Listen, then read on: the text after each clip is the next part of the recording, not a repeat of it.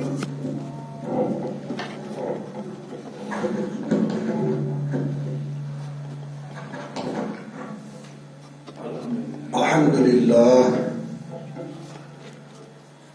لله الذي نحمده ونستعينه ونستغفره ونعوذ بالله من شرور أنفسنا ومن سيئات أعمالنا من يهده الله فلا مضل له ومن يضلله فلا هادي له ونشهد أن لا إله إلا الله ونشهد أن سيدنا وسندنا ومرشدنا ومولانا محمدا عبده ورسوله بأرسل حق بشيرا ونذيرا وداعا إلى الله بإذنه والسراجا منيرا.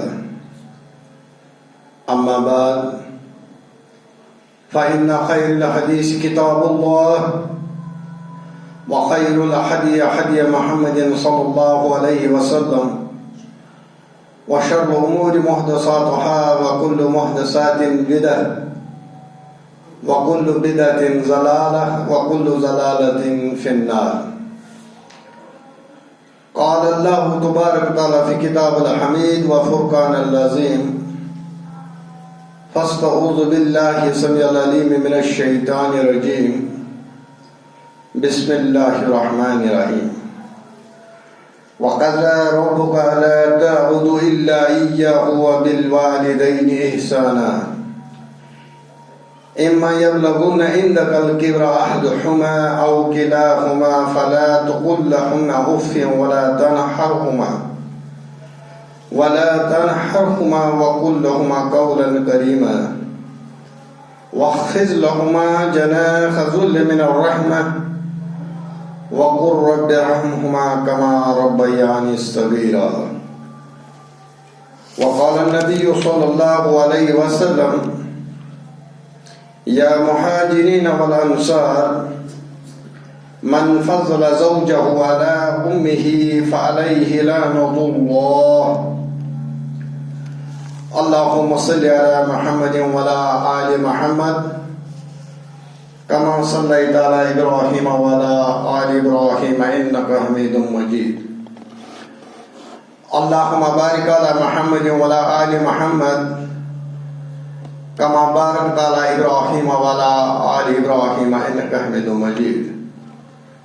ورب اشرح لي صدري ويسر لي أمري واحلل عقدة من لساني يفقهوا قولي. رب زدنا علما رب زدنا علما سبحانك لا علم لنا إلا ما علمتنا إنك أنت العليم الحكيم. آمین یا رب العالمین. حمد و ثنا، تعریف، تسبیحات و تحمیدات مالک کل خالق کائنات وحدہ لا شریک رب کے لیے جو لا شریک ہے، جو پوری کائنات کا مالک، تمام مخلوقات کو پیدا کرنے والا اور ان کا کھانے پینے رہنے سہنے کا نظام چلانے والا، اس آسمان کو کی حفاظت کرنے والا، آسمان سے بارش برسانے والا اور سوکھی ہوئی زمین سے فصلیں اگانے والا، بے اولادوں کو اولاد عطا کرنے والا، بے روزگاروں کو روزگار دینے والا، بھوکوں کو کھلانے والا ایک اللہ کی ذات جس کا کوئی شریک نہیں. درود و سلام ہوں آقا مدنی حضرت محمد عربی صلی اللہ علیہ وسلم کی ذات اقدس پر، جنہیں اللہ رب العالمین نے رحمت بنا کر بھیجا اور قرآن کے اندر اعلان فرمایا وَمَا أَرْسَلْنَاكَ إِلَّا رَحْمَةً لِلْعَالَمِينَ. حمد و ثنا درود و سلام کے بعد اللہ رب العالمین صحابہ کرام ان کا درجہ اونچا کرے، بلند کرے، علماء کرام کا درجہ بلند فرمائے، اولیاء کرام کا درجہ بلند فرمائے اللہ رب العالمین، جنہوں نے اس دین کو من و ان ہم تک پہنچایا۔ آج ماہ ربیع الاول ہے، اسلامی سال کا تیسرا مہینہ ہے، اور اس مہینے کے اندر اللہ رب العالمین نے انسانیت پر بہت ہی کرم فرمایا۔ انسانیت جہالت کے اندھیرے میں ڈوب چکی تھی، تو اللہ رب العالمین نے انتظام فرمایا، نبی کائنات صلی اللہ علیہ وسلم کو مبعوث فرمایا، اور اسی مہینے میں ولادت ہوئی۔ بہرحال عام طور سے یہ کہا جاتا ہے کہ ماہ ربیع الاول میں محمد رسول اللہ صلی اللہ علیہ وسلم کی سیرت پر روشنی ڈالی جائے۔ یہ صحیح نہیں ہے، بلکہ پورے 12 مہینوں میں جب بھی کوئی خطیب، کوئی عالم منبر پر جلوہ افروز ہو تو وہ محمد رسول اللہ صلی اللہ علیہ وسلم کا ذکر خیر کرنا چاہیے۔ الحمدللہ جہاں پر بھی ہمارے مساجدوں کے اندر یہ ذکر ضرور ہو رہا ہے۔ ہم نے پچھلے جمعہ سے یہاں پہ ایک حساس موضوع شروع کیا ہے، حقوق الوالدین، والدین کا حق۔ اور یہ والدین کا حق کس نے ہمیں سمجھایا؟ اللہ نے اور اللہ کے رسول حضرت محمد رسول اللہ صلی اللہ علیہ وسلم۔ یعنی جب ہم والدین کے حق کا ذکر کریں تو نبی کریم صلی اللہ علیہ وسلم کی عظمت بیان ہو رہی ہے۔ ہم روزوں کا ذکر کریں تو محمد صلی اللہ علیہ وسلم کی عظمت بیان ہو رہی ہے۔ ہم وضو کا ذکر کریں تو نبی کریم صلی اللہ علیہ وسلم کی عظمت بیان ہو رہی ہے۔ ہم نماز کا ذکر کریں گے تو نبی کریم صلی اللہ علیہ وسلم کی عظمت بیان ہو رہی ہے۔ یعنی جو بھی موضوع ہم شروع کریں اس میں محمد رسول اللہ صلی اللہ علیہ وسلم کی عظمت بیان ہو رہی ہے، کیونکہ ہماری زندگی کے اندر جتنی مسائل پیدا ہوں گے ان کا حل ہمیں محمد رسول اللہ صلی اللہ علیہ وسلم نے ان کا حل سکھایا۔ اور جب ہم اپنے مسائل حل کریں گے تو اس میں نبی کریم صلی اللہ علیہ وسلم کی ذکر ہوگا، ان کا ذکر خیر ہوگا، ان کی سیرت بیان ہوگی، ان کی عظمت بیان ہوگی۔ چھوٹے سے الفاظ میں اگر میں یہ کہوں کہ مومن کی نماز، روزہ، زکات، کوئی بھی عمل تب تک قبول ہی نہیں ہوتا جب تک اس میں اسوہ حسنہ محمد رسول اللہ صلی اللہ علیہ وسلم موجود نہ ہو۔ تو آپ مجھے بتائیے وہ کون سا منبر ہوگا جہاں سے 12 کے 12 مہینوں میں جتنے بھی جمعے آتے ہیں وہاں پر نبی کریم صلی اللہ علیہ وسلم کا ذکر نہ ہوتا ہو؟ ایسا منبر کوئی نہیں ہے۔ پوری دنیا جس میں نبی کریم صلی اللہ علیہ وسلم کی عظمت اور شان بیان نہیں ہو رہی، کوئی ممبر میں۔ اب نبی کریم صلی اللہ علیہ وسلم کی جب عظمت بیان ہو رہی ہے، اس میں دو طریقے ہیں، ایک اعتدال کا اور ایک غلو کا۔ جس کو آپ کہیں افراط اور تفریط، اور مسلمان کو حکم دیا گیا کہ آپ اعتدال کے اندر رہیے، افراط اور تفریط کا شکار مت ہو جائیے۔ مثال کے طور پر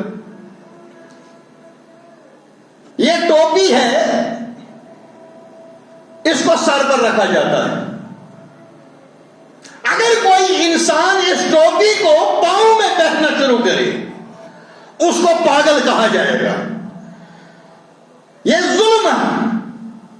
ظلم کس سے کہا جاتا ہے؟ کہ اس چیز کو اپنی حقیقت سے اٹھا کر دوسرے جگہ پر رکھا جائے، اس کی جگہ کو تبدیل کر دیا جائے، یہ ظلم ہے۔ اور ٹوپی کو اٹھا کر اپنے سر پر رکھو گے، یہ عدل ہے۔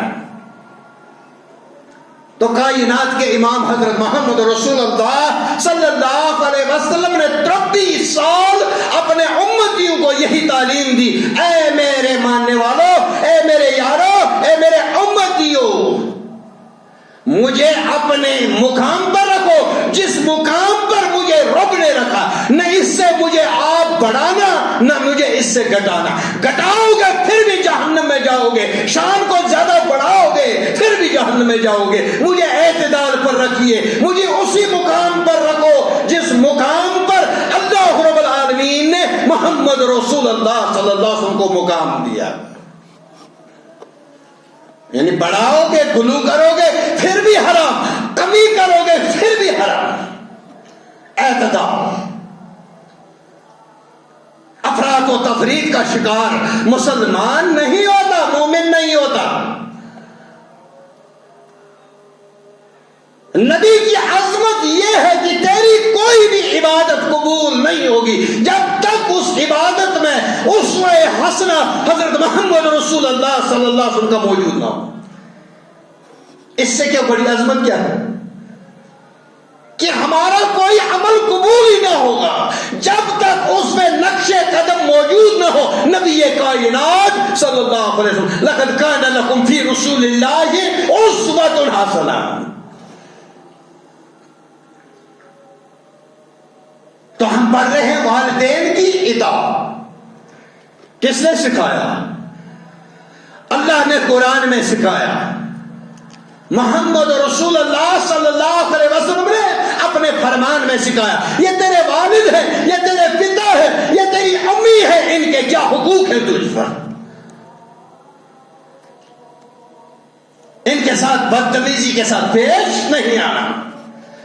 وَقَضَىٰ رَبُّكَ لَا تَعْبُدُ إِلَّا إِيَّاهُ وَبِالْوَالِدَيْنِ إِحْسَانًا۔ تیرے رب نے فیصلہ کیا کہ تو میرے بغیر کسی کی عبادت نہیں کرے گا۔ وَبِالْوَالِدَيْنِ إِحْسَانًا، میری عبادت کے بغیر اگر دوسرا حق تجھے ہے کوئی تو وہ اپنے والدین کا، ماں باپ کا ہے۔ وَبِالْوَالِدَيْنِ إِحْسَانًا اِمَّا يَبْلُغَنَّ عِندَكَ الْكِبَرَ أَحَدُهُمَا أَوْ كِلَاهُمَا فَلَا تَقُل لَّهُمَا أُفٍّ وَلَا تَنْهَرْهُمَا۔ اگر یہ دونوں بڑھاپے میں پہنچ جائیں یا دو میں سے ایک، فَلَا تَقُل لَّهُمَا أُفٍّ وَلَا تَنْهَرْهُمَا، اف بھی مت کہنا اور ان کو جھڑکنا بھی نہیں۔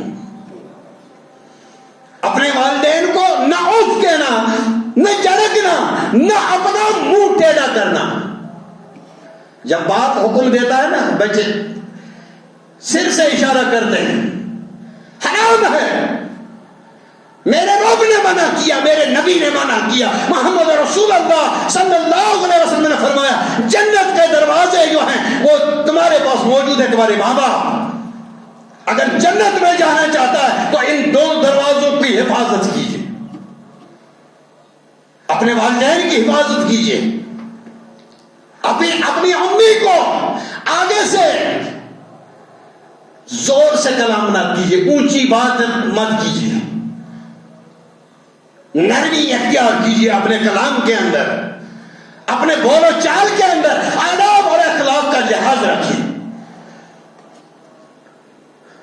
وَقُلْ لَهُمَا قَوْلًا كَرِيمًا، جب اپنے ماں باپ سے بات کرے کریمی کے انداز میں، نرمی کے انداز میں کیجئے. وَاخْفِضْ لَهُمَا جَنَاحَ الذُّلِّ مِنَ الرَّحْمَةِ وَقُلْ رَبِّ ارْحَمْهُمَا كَمَا رَبَّيَانِي صَغِيرًا. ان کے لیے اپنے رحمت کے پر بچھانا. جب تیرے والدین کسی مجلس کے اندر آ جائیں، آپ رحمت کے پر بچھا دو اور آپ کہو اپنے والدین کے لیے.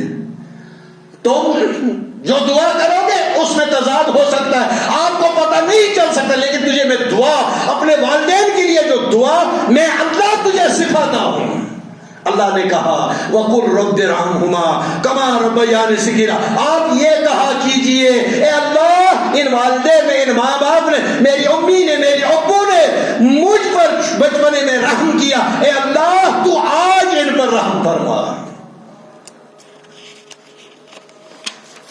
جس طرح سے انہوں نے مجھے بچپن میں رحم کیا تھا، جب میرا کوئی وجود نہیں تھا، جب میں کھانے کا محتاج تھا، جب میں پاسا پلٹنے کے لیے سویا ہوا ہوں، پاسا پلٹنا چاہتا تھا لیکن نہیں پلٹ سکتا تھا، میری امی میرا پاسا پلٹ کر مجھے دوسرے سائیڈ پہ سلا دیتی تھی، اپنے بستر پر پیشاب کر دیتا تھا، لیکن میں اس گیلے پن کو دور نہیں کر سکتا تھا، میری امی کرتی تھی. 9 مہینے مجھے پیٹ میں کس نے رکھا؟ میری امی نے رکھا. اے اللہ جس طرح سے تو نے ان پر رحم کیا، انہوں نے مجھ پر رحم کیا، اے اللہ تو بھی ان پر ایسے ہی رحم فرما. نبی کائنات صلی اللہ علیہ وسلم فرمایا قال نبی صلی اللہ علیہ وسلم یا مہاجرین والانصار، مہاجرین اور انصار سے خطاب فرمایا یا مہاجرین والانصار من فضل زوجہ علی امہ فعلیہ لعنت اللہ. اے مہاجرین انصار کے لوگوں، محمد صلی اللہ علیہ وسلم کی بات کو اپنے پلے باندھ لو. جس نے اپنی بیوی کو فضیلت دی، اپنے ماں باپ کو نیچا دکھایا، ان کی بے عزتی کی، بیوی کو عزت دی. من فضل زوجہ علی امہ، اپنے ماں پر اپنے بیوی کو فضیلت دی، فعلیہ لعنت اللہ، اس پر اللہ کی لعنت. نہ اس کی نماز قبول ہوگی، نہ کوئی عمل قبول ہوگا. سب سے عظیم رشتہ ہے. 53 سال میری عمر ہے.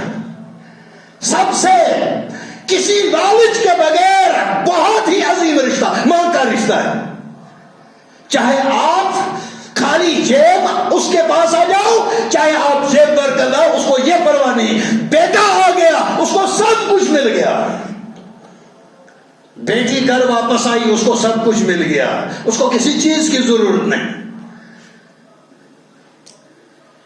یہ ان کے دل کے اندر یہ رحمت، یہ کس نے بسایا؟ بچپنے میں جب کھانا کھاتی تھی اسے یہ یاد ہی نہیں ہوتا تھا کہ میں نے اپنے بچے کا پیشاب صاف کیا، آدھا ہاتھوں کے ساتھ لگا ہوتا اور روٹی کھا لیتی تھی. تیرے پیشاب کے قطرے بھی اس کے پیٹ میں پہنچ گئے، نفس میں پہنچ گئے، نجس چیز بھی تیری اس نے برداشت کر لی. لیکن اب یہ بڑھاپے کے اندر اب تیرا کام ہے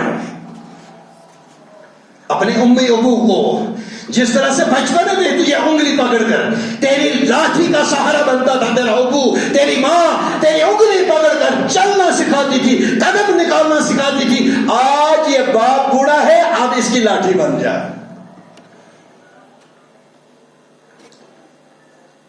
اللہ رب العالمین نے کچھ صفتیں جو ہیں اللہ رب العالمین کی ہیں، لیکن ان صفتوں کا کچھ اثر ماں باپ میں بھی رکھا ہے. حضرت عبداللہ بن عمر رضی اللہ تعالیٰ، یہ کون عبداللہ بن عمر ہے؟ حضرت فاروق اعظم کے بیٹے، متبع سنت کی اتباع کرنے والے. اتنی اتنی شدت سے سنتوں پر عمل کرتے تھے، ان کی آنکھوں کی روشنی بھی چلی گئی۔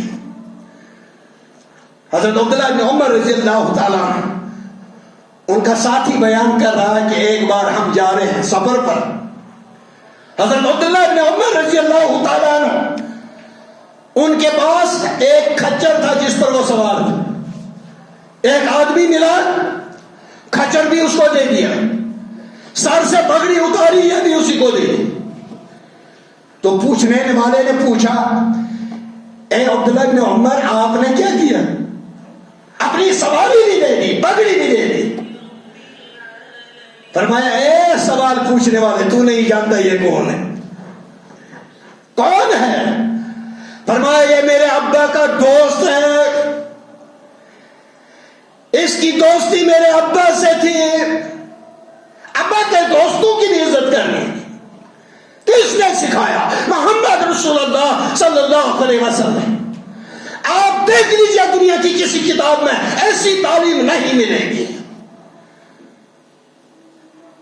چاہے آپ ڈھونڈتے رہو جتنے بھی کتابوں میں ڈھونڈو گے نہیں ملے گی۔ یہ تعلیم اگر ملے گی وہ صرف اسلام میں ملے گی، محمد رسول اللہ صلی اللہ علیہ وسلم کی سیرت طیبہ سے ملے گی۔